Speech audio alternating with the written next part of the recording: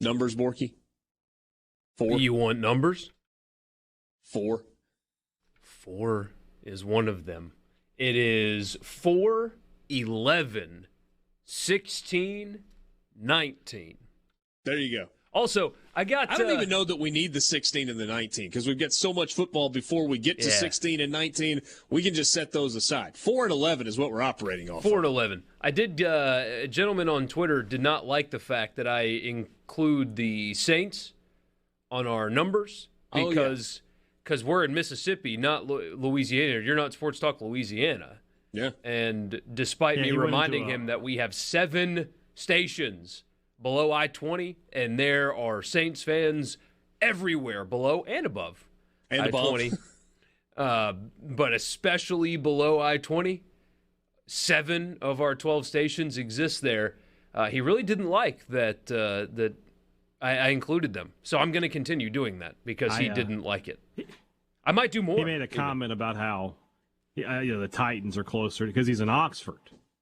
And I was like, well, okay. And he's like, Atlanta's closer to me than New Orleans, which made me look.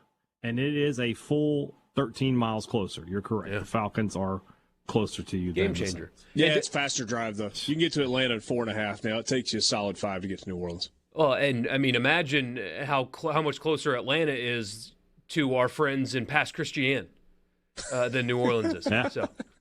Yeah. Just a random coast from the city, right? Yeah, well, I love Pass Christian myself, so just throwing that, giving them a little shout out. That I brag on Ocean Springs a good bit, but Pass and Bay St. Louis also really cool little coastal towns. Have you spent more time on the coast than I realized, the Mississippi Gulf Coast? Maybe not more time, but just enough to really gain an appreciation for it. Yeah, it's Mississippi great. Gulf Coast is a cool spot. Really, really is. It is fantastic. Yeah. And if you want to have a good time. Yeah, you go into Biloxi and do all the playing, but if you want more like low-key, little beach town, not the best water in the world, but that's okay. You can still sit on a white sand beach with an ocean in front of you. It's a Gulf. It's also an ocean. They're all connected, Yeah, it's salt water. Loosely, yes, they are. There are dolphins in there. Loosely. There's no land separating the Atlantic from the Pacific. Well, there's lots of land separating it, but there is a small area. There's no actual separating large by parts small, of it. do you mean the area between South America and Antarctica? That distance is the small area that we're talking about here? Yep. That 4,000 miles or whatever it is? Now I got to know how far it is. Yeah, but I was thinking more like the Panama Canal. Isn't that the easiest? That's where you can cut off a lot of the mileage. I guess it's making the a much easiest, shorter boat ride. If I remember correctly, maybe I'm off on my history. 600 miles. From 600 where? miles between Antarctica and South America. So 600 miles is the small area. Yes, but I mean, do you know how far you have to go? Do you know how far you have to go from the port of New Orleans to get to that 600-mile swath? There's some separation there. Good. I'm just saying, well, I mean, it's a long way from the top of the Atlantic Ocean to the bottom of it, Yes. It's a good trip. I do love, so we'll put, we wake up. Geography talk again. Geography talk Mississippi. That's fine.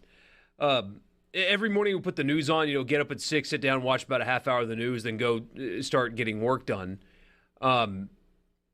Every morning for like the last 2 weeks, there's been a breaking news person off the South Carolina coast attacked by a shark. Shark sightings are up.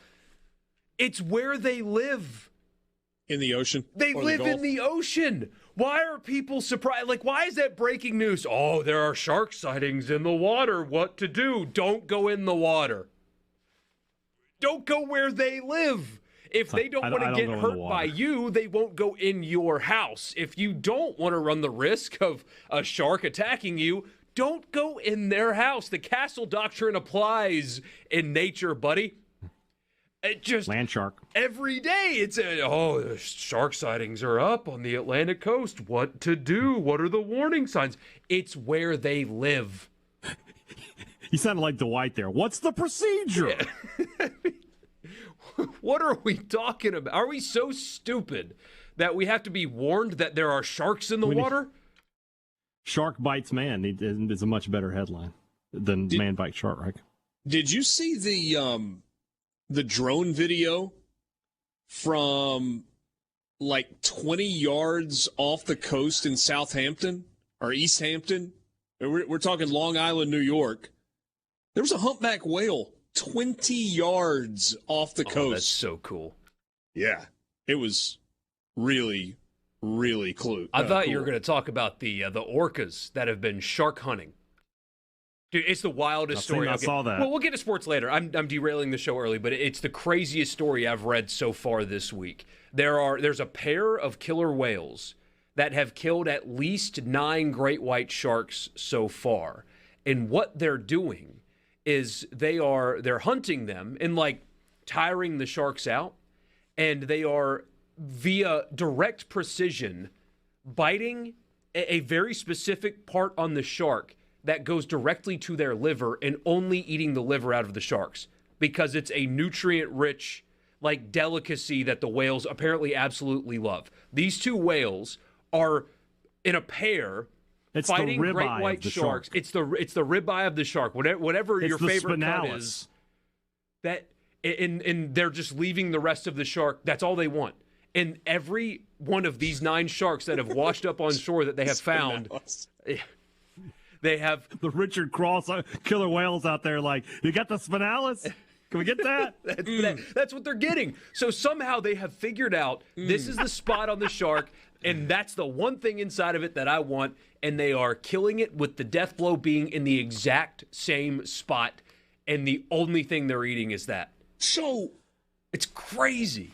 This actually brings up a question to me. I mean, I think we all probably agree that animals have the ability to communicate. They are not talking to each other in the way that we talk to each other. But how does that information get out to all of the other killer whales? So I've actually watched a documentary about it. You tell 2 friends, so they tell 2 friends. Different groups have different methods. Like those 2 may have like discovered something new, and then if they have kids, then they'll teach their kids that. But it depends on where they are in the world. Different ones will have different hunting methods, and they've like just learned how to do it and passed it down to their offspring. So not all killer whales do that to great white sharks. It's these particular ones that have figured out that, hey, that's the best part of that shark, and that's all I want. If you had to have an in-water encounter with either a great white shark or a killer whale, which would you choose? The whale. I mean, you're probably not walking away from either one, but the whale seems like the better option. Just you would think that they're smarter. You would hope. Mm-hmm. That they will realize they wouldn't think you're a threat. Yeah. Sharks just eat, just bite indiscriminately. Yeah, but if the shark's not hungry, then you're good, right? Sharks are always hungry. The whale. Well, they are, but the whales do kill for sport. Yeah. Like I said, you're not walking away from either one. What's your best plan? Are you trying to somehow get on top of the shark and like grab hold of the dorsal fin and just go for a ride? Well, they say with the shark, you're supposed to punch it in the face, right? Yeah. Something tells me if you punch I don't know how you're going to do that when away. its mouth is open, but And if you're in the water, how much force are you really going to get behind that jab? You don't do water karate? Karate. Like that? No. I just, things worth pondering as we get close to the start of football season.